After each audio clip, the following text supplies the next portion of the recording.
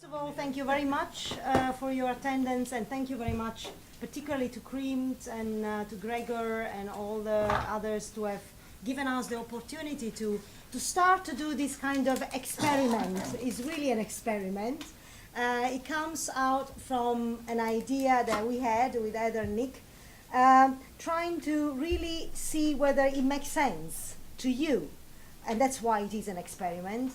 Makes sense what we are going to propose, whether it makes sense to carry on working on this, trying to really make out of this experience a sort of a possible stream within the CRIMT. We don't know. Now, it is about multi-employer workplaces. That's a kind of idea that we want to launch from a different perspective. Now, we will, together with Heather and Nick, introduce a little bit and then give, in fact, opportunity to the presenters of the papers to, kind of make out a much more consistent story out of those. So first of all, what do we want to tackle here? What do we want to talk about? We want to talk about something that you all know, and it's something that basically is part of this conference of CRIMT and this big research program. It is about the emergence of new forms of employment, as we have heard this morning also in the plenary, and this kind of emergence of new global business models, which in fact are challenging something that we were used to love a lot, which is in fact employment relationship, the relationship between employees or employers and management. Now, how do we see this kind of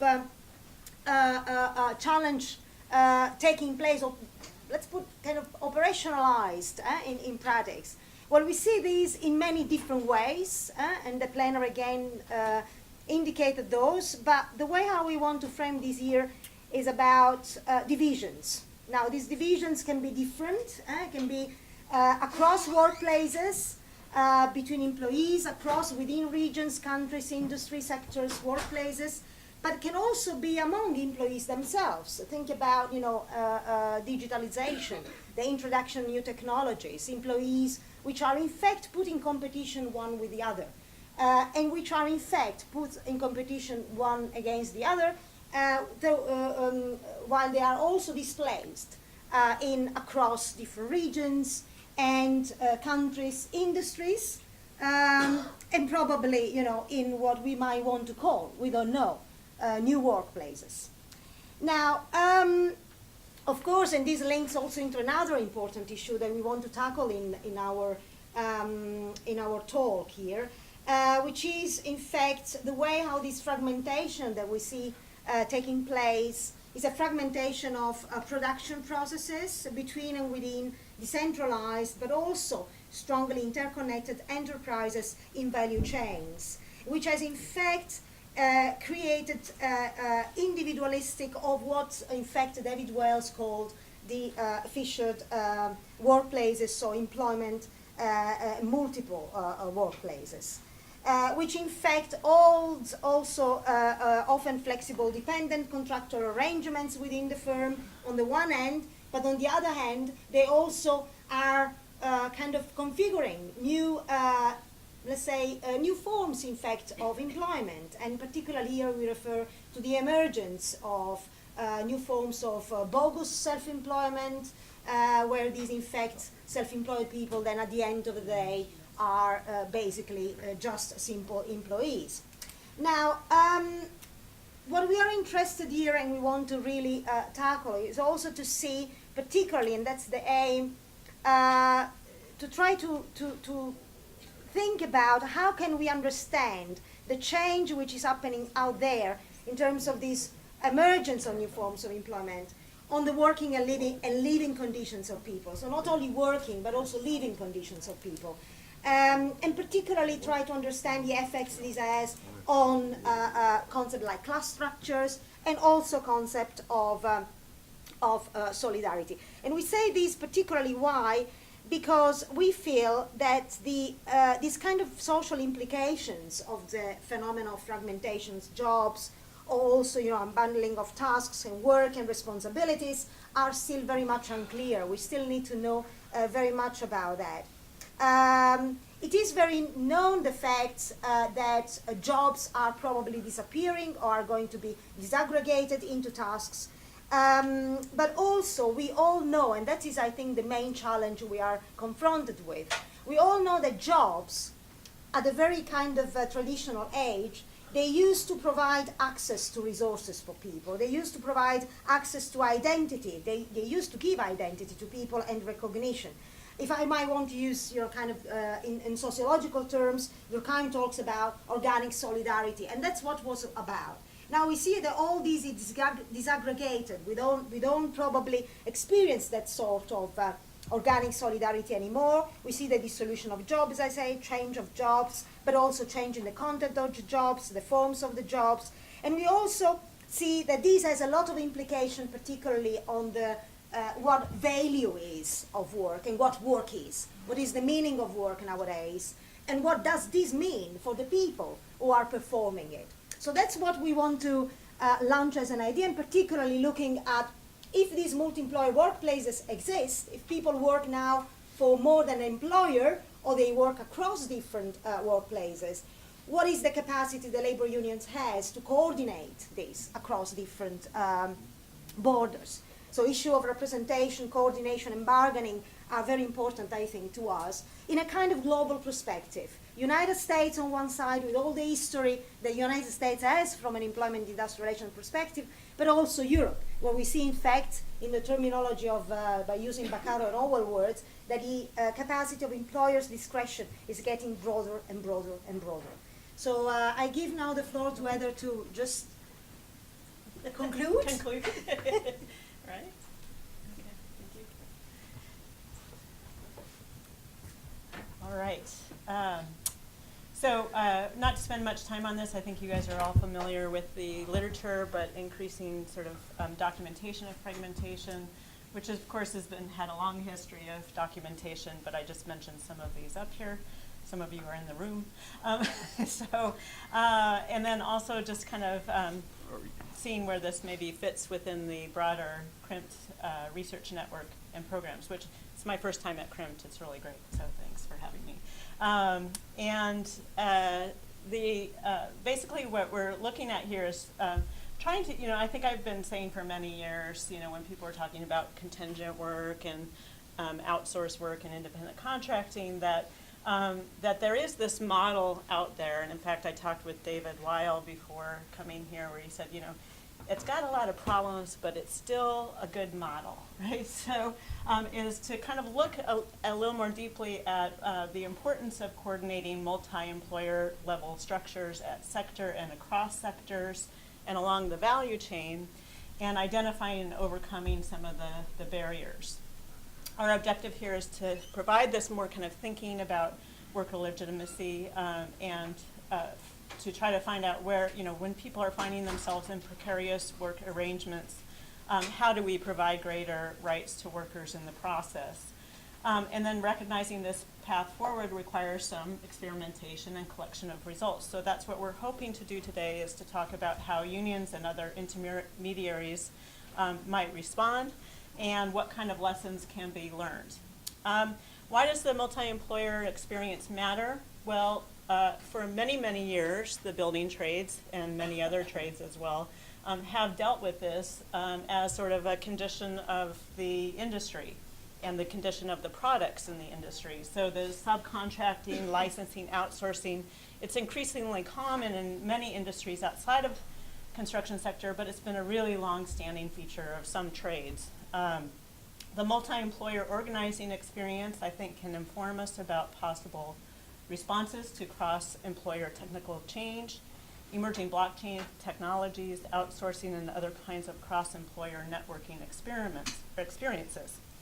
And crucial to this conversation, I think, is the value chain, the degree to which employers and employees can control work along the chain. And we must also recognize that collectively bargained multi-employer systems in the U.S. also are in decline, and that institutional frameworks, laws, and so on do limit their possible expansion. So we recognize those institutional barriers that are already in existence. real quickly, what do we mean by multi-employer? Well, that can mean quite a lot, actually. Oftentimes in the States, when we talk about multi-employer, we're referring to multi-employer benefit structures that have been developed, multi-employer pensions and that sort of thing, health and welfare funds. But if you think of it as many employers at one job site hiring individuals from maybe more than one labor market source or intermediary. And so if you kind of think of the kind of orangey box there as like a job site, it could be like that. Or maybe there's not even a job site, but you just have people coming together, different employers sourcing labor from different places. The more kind of maybe traditional U.S. Labor union model in construction is that you have hiring halls, labor unions are sending people out to job sites, and there may be multiple employers at those job sites as well. Or we could talk about multinational corporations operating, one multinational operating in different places, maybe with some aspects like, for example, HR functions being outsourced. Or you can have a combination of all of these and many more, I'm sure. But those are kind of essentially what we're thinking about when we think of multi-employer. So the kind of premise here, and we can have a debate about this, is that if the future is in fact coordinated production with cross-employer organization and flexible labor markets and supported by multi-employer digital platforms, then the response should be also multi-employer in nature. There are institutional barriers I mentioned earlier. These include customs, attitudes towards technological change, legal and regulatory frameworks, history of labor management relations, and more. And having worked in state government with the state of Washington myself, I do know that most governments don't understand or adequately incorporate multi-employer relationships into their regulatory structures. It's hard to find people who really understand that field very well. So we'll talk about what's possible going forward to provide more economic security for workers, and having the kind of comparison between U.S. industrial and residential should be interesting that way. And our three themes here then are fragmentation of work in the United States, Canada, and European countries, that we recognize there are these different starting points, that technological change engineered along the value chain affects the locus of power and employer discretion, as Valeria had mentioned. And we call for a collection of research on experiences across occupations, industries, and countries in responding to increased rationalization of employment practices. So today, our objectives, maybe a little different panel this way, that we really do want it to be a workshop to discuss what's really changing in the organization of work generally, not just construction. What are the opportunities for change facing labor and management? And who are not recognized, what kinds of protections do they need? And what are the challenges and opportunities presented by multi-employer model? Is it viable or is it dead? And what are new forms of coordination of wage bargaining between discontinuity and continuity? And I think here a good possibility for discussion would be the IG Metall and the digital platform. I'm looking your direction, yes, Gerard. So, all right, our references, and thank you. Okay.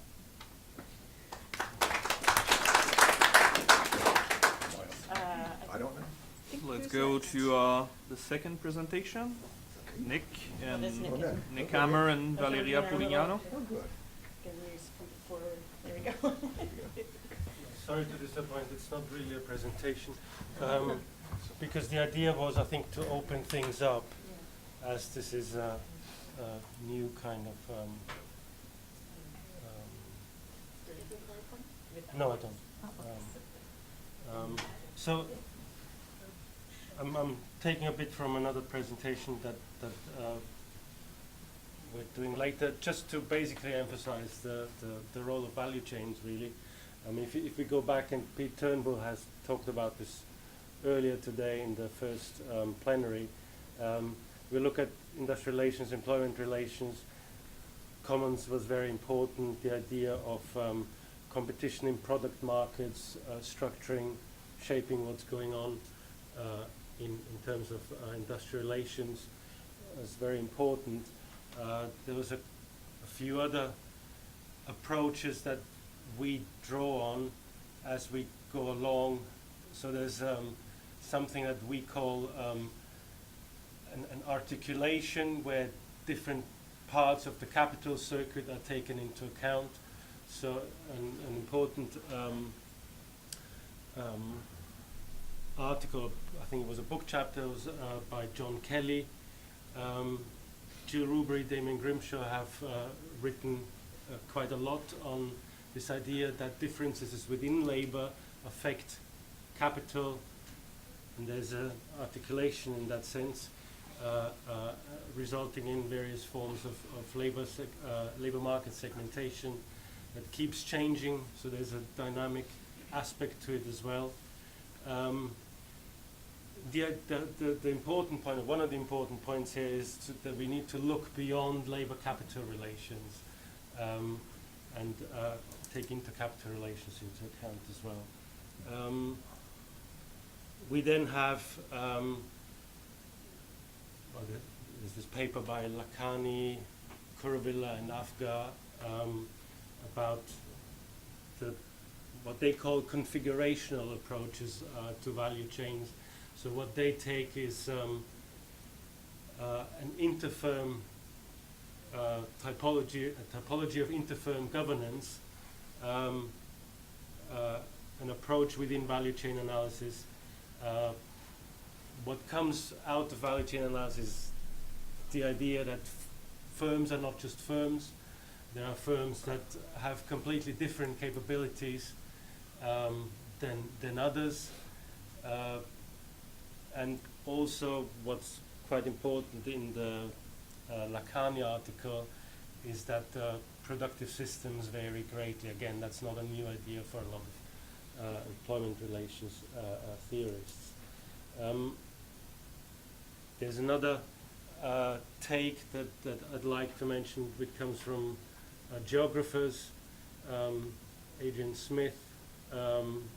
They think of two capital circuits that are interlinked, one at the level of the firm, another one at the level of a product, which essentially is the product market versus the value chain.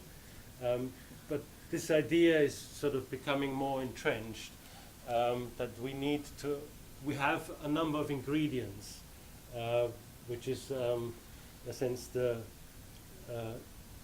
dynamics, not just labor capital, but also between firms that are going on in the product markets. Product markets tend to probably be much more embedded in specific productive systems than transnational value chains. So here we talk about the functional division of labor, and that's something, that's a tension that comes up a lot. Some people talk about value chains in the form of interfirm relations, types of interfirm relations. Others talk about it in terms of the functional division of labor. Obviously we have a societal dimension as well. And in a way it goes back to, in a sense, some of the things that Pete Turnbull opened up. If it is important for labor to have a grasp of the product market, and obviously global value chains make things much more complicated, and we have to, in a sense, find ways of linking the vertical and horizontal dimensions. And it might be a 3D model, I don't know. So I just wanted to sort of put these approaches really on the table, and hopefully we can sort of discuss how they fit into how we think of multi-employer workplaces as well. And well, I'll save another thought for later. Thanks.